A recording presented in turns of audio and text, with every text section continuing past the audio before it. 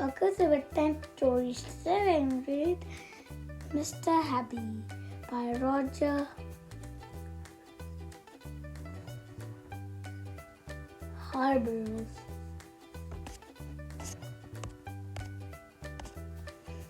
On the other side of the world, where the sun shines hotter than here, where the trees are a ton feet tall, there is a country called Happy Land.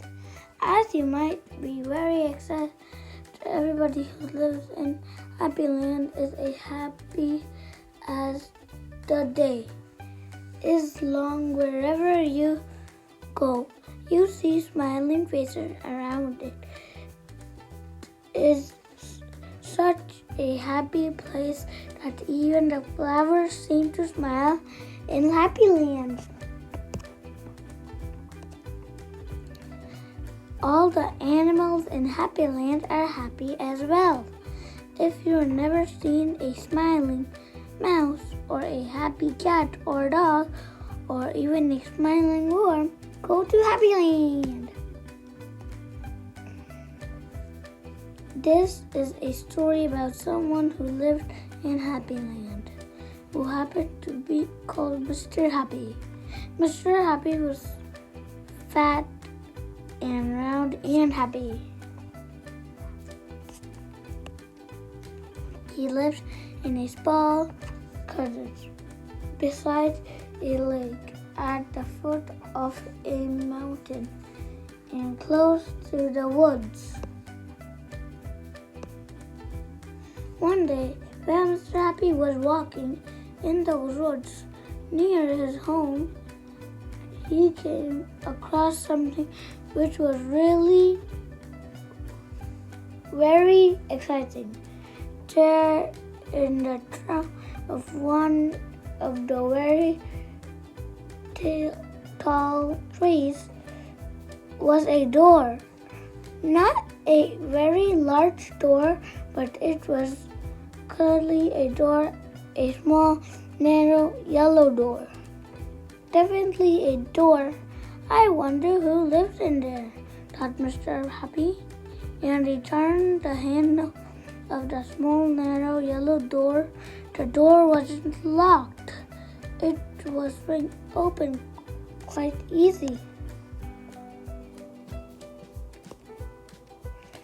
Just inside the small, narrow, yellow door was a small, narrow, winding track leading down. Mr. Happy squeezed his rather large body through the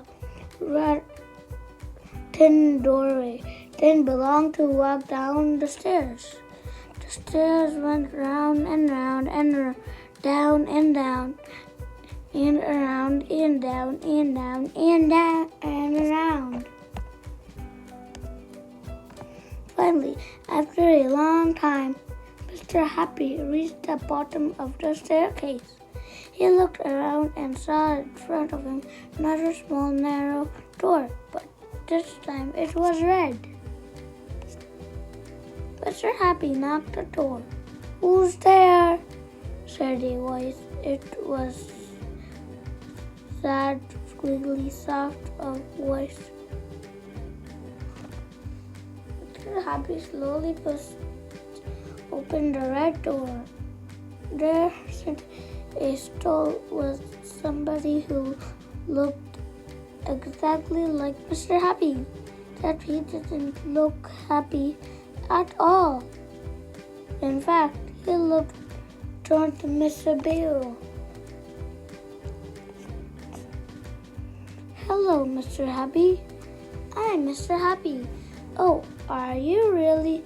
sniffed the person who looked like, "And I am the most miserable person in the world."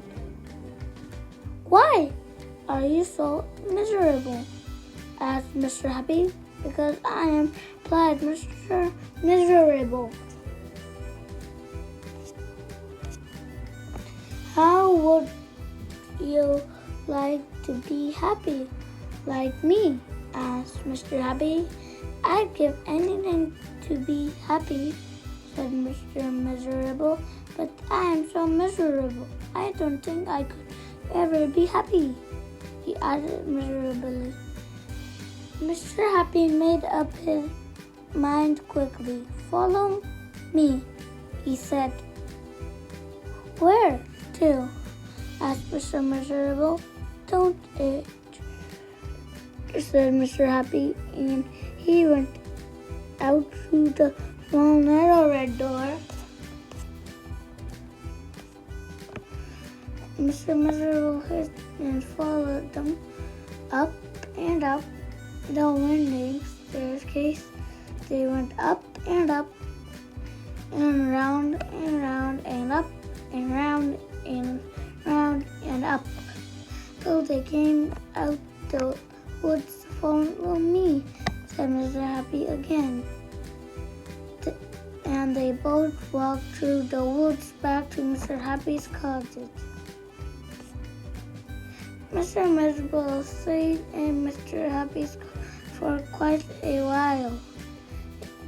And during that time, the most remarkable thing happened. Because he was living in Happy Land, Mr. Miserable very, very slowly stopped being miserable and started to be happy. His mouth stopped running down and at the cross. And very, very slowly it started turning up the cross. And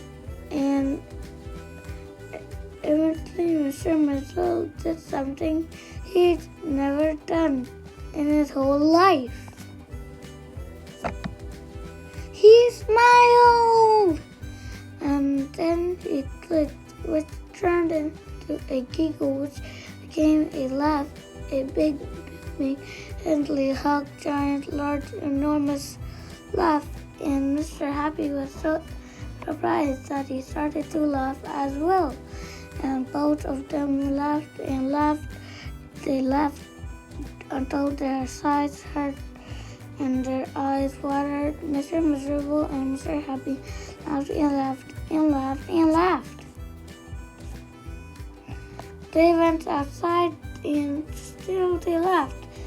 And because they were laughing so much, everybody who saw them started laughing as well. Even the birds in the trees started to laugh at somebody called Mr. Miserable, who just couldn't stop laughing. And that's really the end of the story. Sad to say, if you never feel as miserable as Mr. Miserable, you know exactly what to do, don't you?